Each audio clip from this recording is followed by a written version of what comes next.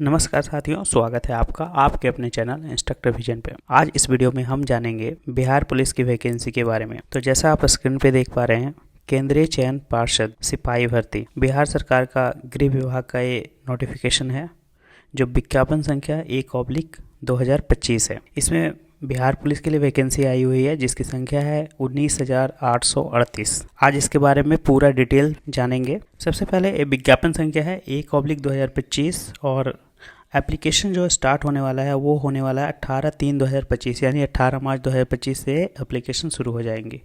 ये application date है आपके। उसके बाद एप्लीकेशन का एंड डेट जो है वो लास्ट डेट जो है तो 18 अप्रैल 2025, यानी पूरा एक महीना दिया गया है एप्लीकेशन भरने के लिए। आगे चलते हैं। ये जितने भी विज्ञापन संख्या है, ये सारे विज्ञापन संख्या इसके दिए हुए हैं, डेटेड 5/3/2025 के लिए। टोटल नंबर ऑफ वैकेंसी जो है वो है 19,838। 19,838 वैकेंसी दिए गए हैं टोटल बिहार पुलिस के।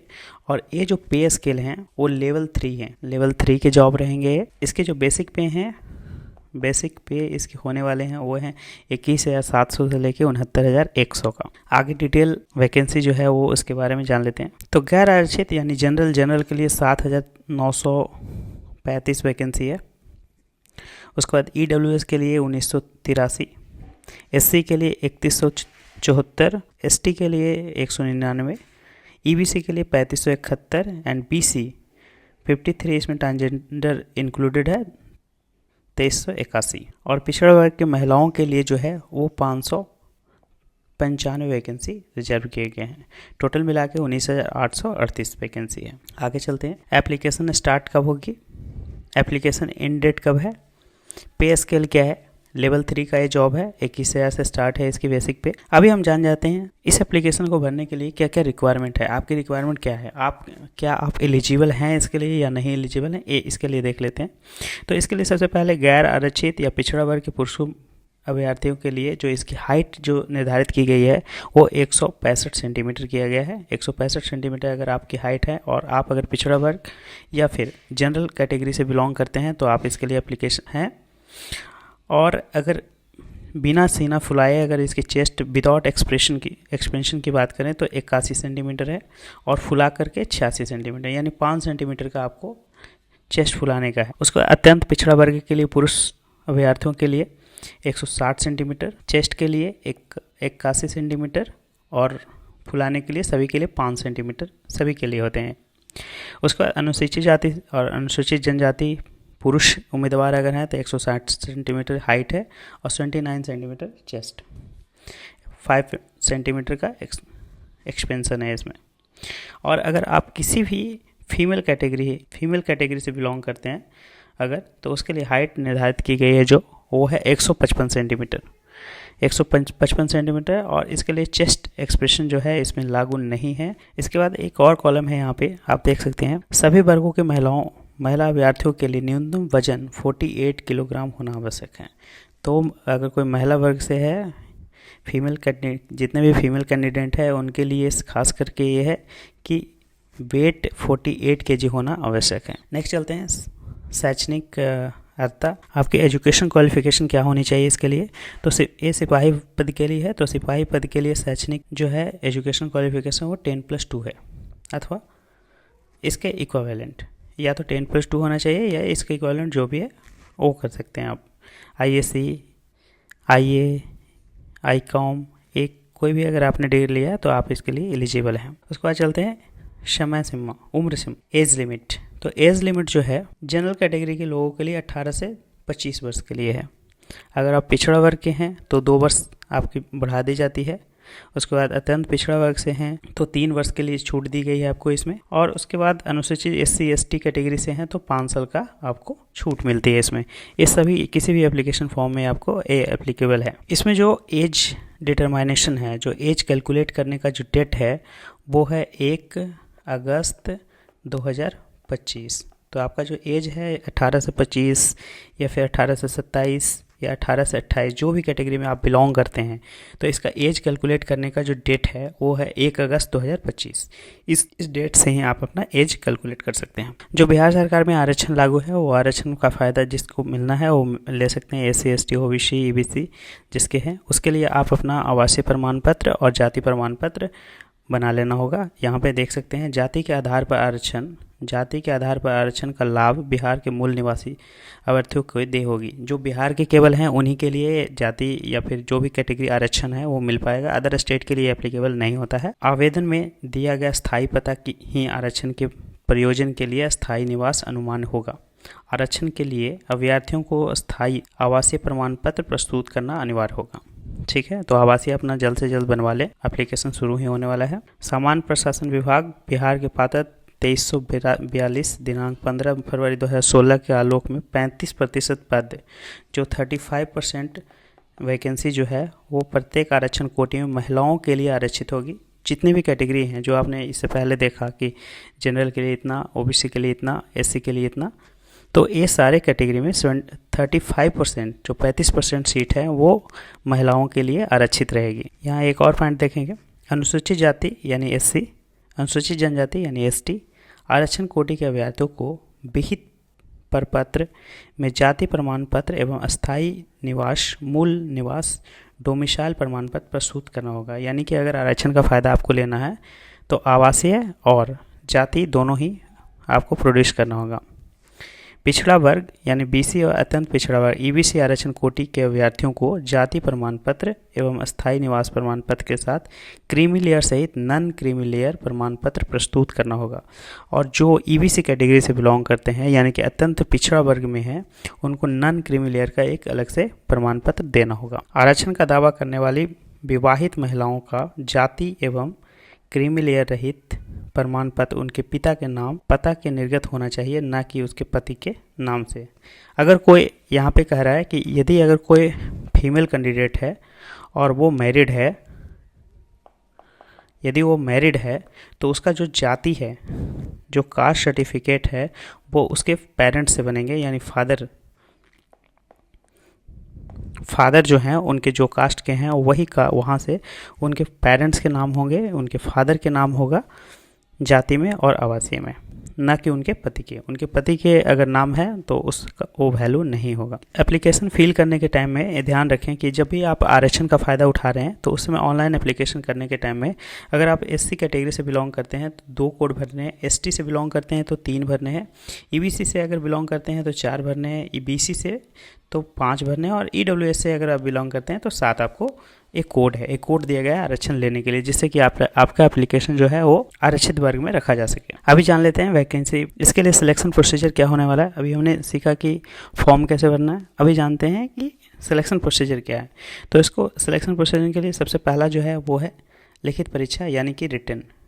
जो आपका रिटन होने वाला है वो केवल क्वालिफाइंग होगा, यानी कि केवल पास होना है आपको PT में अपीयर होने के लिए। जो आपका रिटन है वो केवल क्वालिफाइंग पेपर है, कोई इसमें मार्क्स जो है वो मेरिट के लिए नहीं लागू होने वाले हैं इसमें। जो इसके एग्ज़ाम का जो लेवल होगा वो 10th लेवल का होगा, इसमें मैट्रिक लेवल का होगा इसके। और इसमें लिखित परीक्षा में हिंदी, इंग्लिश, गणित, सामाजिक विज्ञान जिसमें भूगोल, नागरिक शास्त्र और अर्थशास्त्र आते हैं, विज्ञान, फिजिक्स, केमिस्ट्री, मैथमेटिक्स, उसके बाद सामान्य ज्ञान, इन सभी से ऑब्जेक्टिव क्वेश्चन पूछे जाएंगे।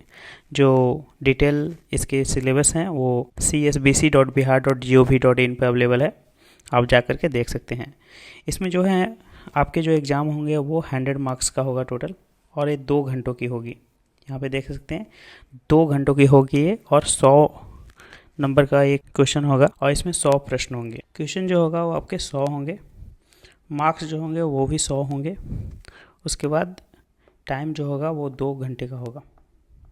ये आपका रिटन एग्जाम का है। लेवल जो होंगे वो मैट्रिक लेवल के होंगे क्वेश्चन आपके। कह रहा है यहाँ पे आप देख सकते हैं लिखित परीक्षा में 30% से कम अंक प्राप्त करने वाले अभ्यर्थी शारीरिक दक्षता परीक्षा के लिए असफल घोषित किए जाएंगे। यानी कि सबसे पहले क्या होगा, रिटन एग्जाम होगा, और रिटन एग्जाम में अगर आपके 30% मार्क्स से कम आते हैं तो आप PT के लिए अपीयर नहीं होंगे, यानी फिजिकल टेस्ट आप नहीं दे पाएंगे। तो आपके मिनिमम 30% मार्क्स आने चाहिए ताकि आप पीईटी में अपीयर हो सकें। जैसा कि मैंने आपको ऊपर बताया है, पहले बताया आपको, लिखित परीक्षा अंतिम मेधा सूची का आधार नहीं होगा। लिखित परीक्षा केवल शारीरिक दक्षता परीक्षा के लिए अर्हक होगी, यानी क्वालिफाइंग पेपर होंगी। तो आपको रिटर्न में ज़्यादा जोर नहीं लगाने की ज़रूरत है, ज़्यादा जोर लगानी है किसमें, फिजिकल में। रिटर्न केवल क्वालिफाइंग पेपर है, जस्ट पास मार्क्स लाने हैं आपको 30% एंड अबव। जो दूसरी इसके पड़ाव हैं वो हैं पीटी, यानी कि शारीरिक दक्षता परीक्षा। तो दूसरा पीटी है, पीटी में सभी को अपीयर होना है अगर आप रिटर्न क्वालिफाई होते हैं तो। इसमें एक पॉइंट है खास करके फीमेल कैंडिडेट के लिए और जो प्रेग्नेंट है, महिला अभ्यर्थी को शारीरिक दक्षता परीक्षा के समय गर्भवती न होने का घोषणा पत्र देना होगा। यानी अगर कोई फीमेल कैंडिडेट है और मैरिड है तो उसको आप प्रेग्नेंट नहीं है ऐसा सर्टिफिकेट, एक सेल्फ डिक्लेरेशन देना होगा। गर्भवती महिला को शारीरिक दक्षता परीक्षा में भाग लेने की अनुमति नहीं होगी। और अगर कोई प्रेग्नेंट लेडी है तो उसको इसमें पीटी में अपीयर होने से वंचित कर दिया जाएगा। जो पीईटी होगा आपके वो 100 अंकों की होगी टोटल, ठीक है। टोटल कितने होंगे, 100 मार्क्स के होंगे। और इसके जो डिटेल हैं वो इस तरीके से हैं। दौड़ जो है वो 50 अंक का होगा। ये केवल दौड़ 50 अंक का होगा सभी कोटि के पुरुष के लिए। जितने भी पुरुष हैं, पुरुष उम्मीदवार हैं, जितने भी मेल कैंडिडेट हैं उनके लिए 1 मील यानी 1.6 किलोमीटर का दौड़ है। जो अधिकतम मैक्सिमम जो टाइम जो दिया गया है वो 6 मिनट का दिया हुआ है। अगर आपका 5 मिनट से कम है तो 50 नंबर मिलेंगे। टोटल कितने हैं यहाँ में, 50 अंक का है। दौड़ जो है वो 50 अंक का है। टोटल पीईटी जो है वो 100 मार्क्स का है। तो दौड़ ही मेन इसमें इंपॉर्टेंट रोल प्ले करेगा, क्योंकि दौड़ कितने का है, 50 मार्क्स का है। तो अगर आप 5 मिनट से कम में अगर आते हैं तो 50 मार्क्स आपको फुल मिल दिए जाएंगे। अगर 5 मिनट से 5 मिनट 20 सेकंड तक अगर आप आते हैं तो 40 नंबर मिलेंगे। और 5 मिनट 40 सेकंड से ये 5 मिनट 20 सेकंड के बाद आते हैं 40 सेकंड तक, यानी 20 सेकंड का ड्यूरेशन और अगर ले लें तो 30 नंबर मिलेंगे। और अगर आप 5 मिनट 40 सेकंड से अधिक एवं 6 मिनट तक अगर आ जाते हैं तो 20 अंक मिलेंगे आपको। अगर आप 6 मिनट के बाद आते हैं तो आप फिर इसमें क्वालिफाई नहीं कर पाएंगे। आगे चलते हैं महिलाओं के लिए। सभी कोटि की महिलाओं के लिए 1 किलोमीटर की दौड़ रखा गया है। इसमें 1 किलोमीटर है और इसमें जो अधिकतम टाइम जो दिया गया है 1 किलोमीटर के लिए वो 5 मिनट का दिया गया है, ठीक है। अब इसमें मार्क्स कैसे मिलेंगे, क्योंकि 50 मार्क्स का टोटल है। तो अगर आप 4 मिनट से कम में आ जाते हैं तो आपको पूरे 50 मार्क्स मिल जाएंगे। 4 मिनट से 4 मिनट 20 सेकंड तक अगर आते हैं तो 40 अंक मिलेंगे आपको, 10 नंबर कम जाएंगे इसी में। 4 मिनट 20 सेकंड से 4 मिनट 40 सेकंड तक अगर आते हैं तो 30 नंबर मिलेंगे। 4 मिनट 40 सेकंड से 5 मिनट तक आते हैं तो 20 अंक मिलेंगे। और अगर आप 5 मिनट के बाद आते हैं तो आप इसमें फेल हैं। यहाँ पे लिखा भी है 5 मिनट से अधिक समय लेने वाले महिला अभ्यर्थियों को असफल घोषित कर दिया जाएगा। इसके बाद नेक्स्ट प्रॉब्लम जो है वो है गोला फेंकने का है, जिसका अधिकतम मार्क्स है वो 25 मार्क्स का है। 50 नंबर का हो गया आपके दौड़, 25 नंबर का हो गया गोला फेंकने का। तो सभी कोटि के पुरुष के लिए, जितने भी मेल कैंडिडेट हैं उनके लिए 16 पाउंड का गोला फेंकना है, न्यूनतम 16 पाउंड का गोला न्यूनतम 16 फीट फेंकना है। तो 16 फीट फेंकना है आपको और 16 पाउंड का ही गोला रहेगा, ठीक है। अब इसमें देख लेते हैं कि आपको मार्क्स किस तरह से दिए जाएंगे। 25 नंबर का है तो किस तरीके से दिया है। 16 फीट से लेकर 17 फीट तक, 16 से 17 फीट तक अगर आप फेंकते हैं तो 9 नंबर मिलेंगे। 17 फीट से लेकर 18 फीट तक फेंकते हैं तो 13 नंबर मिलेंगे। 18 से 19 फीट तक अगर फेंकते हैं तो 17 नंबर मिलेंगे। 19 से अगर 20 होता है तो 21 नंबर मिलेंगे। 20 फीट से अगर आप ज़्यादा फेंक दिए तो आपको फुल 25 नंबर मिल जाएंगे। तो आपको कोशिश करना है कि 20 से ज़्यादा फेंकें ताकि आपको 25 नंबर पूरे मिल जाएंगे। 16 फीट से कम फेंकने वाले पुरुष अभ्यर्थियों को असफल घोषित कर दिया जाएगा। यानी क्वालिफाई करने के लिए आपको कम से कम तो 16 फीट गोला फेंकना है। महिलाओं के लिए जानते हैं, सभी कोटा के महिलाओं के लिए जो है वो 12 पाउंड का गोला न्यूनतम 12 फीट फेंकना है। जो फीमेल कैंडिडेट हैं उनके लिए 12 पाउंड का गोला 12 फीट फेंकना होगा। मार्क्स का निर्धारण कैसे किया जाएगा वो अब देख लेते हैं। 12 फीट से 13 फीट तक अगर कोई फेंकता है तो 9 अंक मिलेंगे। 13 से 14 अगर फेंकता है तो 13 अंक मिलेंगे। 14 से 15 अगर फेंकता है तो 17। 17 फीट से 16 फीट तक फेंकता है तो 21 नंबर मिलेंगे। और 16 फीट से ज़्यादा फेंकने वाले महिलाओं को 25 अंक पूरे दे दिए जाएंगे। 12 फीट से कम अगर कोई फेंकता है तो उसको असफल घोषित कर दिया जाएगा। यहाँ पे उस नोट में लिख दिया भी है। इसके बाद ऊंची कूद है, यानी हाई जंप जिसको आप बोलते हैं। ये अधिकतम 25 नंबर का है। तो यहाँ पे हाई जंप जो है वो सभी कोटि के पुरुषों के लिए न्यूनतम ऊंचाई 4 फीट रखी गई है। मेल कैंडिडेट जितने भी हैं वो 4 फीट मिनिमम उनको हाई जंप करना है। अगर कोई 4 फीट अगर जंप करेगा उसको 13 नंबर मिलेंगे, और 4 फीट 4 इंची अगर कोई करेगा तो 17 नंबर। अगर कोई 4 फीट 8 इंची अगर करता है तो 21 अंक मिलेंगे। उसके बाद 5 फीट अगर कोई, या 5 फीट से ज़्यादा अगर कोई हाई जंप करता है तो उसको 25 अंक पूरे दिए जाएंगे। ठीक है। 4 फीट से अगर कम कोई कूदने वाले अभ्यर्थी हैं जो मेल कैंडिडेट हैं वो अघोषित कर दिए जाएंगे। सभी कोटि की महिलाओं के लिए अगर देखें तो न्यूनतम 3 फीट का जो हाई जंप है इसमें, तो अगर 3 फीट जो कूदेंगे उनके लिए 13 अंक दिए जाएंगे। महिला कैंडिडेट के लिए 3 फीट 4 इंच अगर कूदने वाले हैं तो 17 अंक, 3 फीट 8 इंच अगर कोई कूदता है तो 21 अंक, और 4 फीट से अधिक कूदने वाले महिलाओं को 25 अंक दिए जाएंगे। ठीक है। 3 फीट से कम कूदने वाले जितने भी महिलाएं हैं वो असफल घोषित कर दिए जाएंगे, तो फेल हो जाएंगे इसमें अगर 3 फीट से कम अगर कोई करता है। तो इसमें आपने देखना पीईटी जो आपके हैं, आपके जो पीटी हैं इसमें क्या हुआ, रनिंग हुआ पहले जो 50 अंक का है। सबसे अच्छी बात इसमें यह है कि आधी मार्क्स जो आपके है रनिंग ही कवर कर रही है। इसके बाद गोला फेंकने जो है, गोला फेंकने वाला जो है वो 25 नंबर का हो गया, और 25 नंबर का जो बाकी जो बचा वो हाई जंप हो गया। हाई जंप जो होगा वो 25 नंबर का हो गया। तो आपका ये पीईटी इतना ही कवर कर रहा है। जो थर्ड स्टेप जो है वो है आपके डॉक्यूमेंट वेरिफिकेशंस। थर्ड स्टेप जो है वो क्या है, document verification. Document verification third step है आपका, और इसमें आपका जो एज कैलकुलेशन है वो मैट्रिक का सर्टिफिकेट मान्य रहेगा। दस्तावेज सत्यापन के लिए अभ्यर्थी को निम्नलिखित प्रमाण पत्र सत्यापन हेतु प्रस्तुत करने होंगे। तो आपको क्या क्या डॉक्यूमेंट रेडी करने हैं इसके बाद वो ध्यान लेते हैं। वैध फोटो युक्त पहचान पत्र, जैसे आधार कार्ड आपको रखने हैं, ड्राइविंग लाइसेंस या मतदाता पहचान पत्र यानी कि वोटर आईडी कार्ड। तो या तो आपके पास आधार कार्ड होने चाहिए, या ड्राइविंग लाइसेंस, या फिर वोटर आईडी कार्ड। ये तीनों में से कोई एक होना चाहिए। जन्म तिथि के लिए अगर देखें तो मैट्रिक का जो सर्टिफिकेट है या फिर मैट्रिक का मार्कशीट है, ये दोनों वैलिड रहेंगे। उसके बाद इंटरमीडिएट या समकक्ष परीक्षा का उत्तीर्ण प्रमाण पत्र, यानी कि जो 10+2 का आपका जो सर्टिफिकेट है मार्कशीट वो चाहिए।